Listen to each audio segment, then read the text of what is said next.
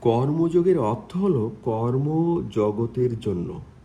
আবার বলছি, কর্মযোগের অর্থ হলো কর্ম জগতের জন্য এবং যোগ নিজের জন্য। কর্মের দুটি অর্থ হয়, করা এবং না করা। কর্ম করা এবং না করা দুটি প্রাকৃত অবস্থা, দুটিতেই অহংবোধ থাকে।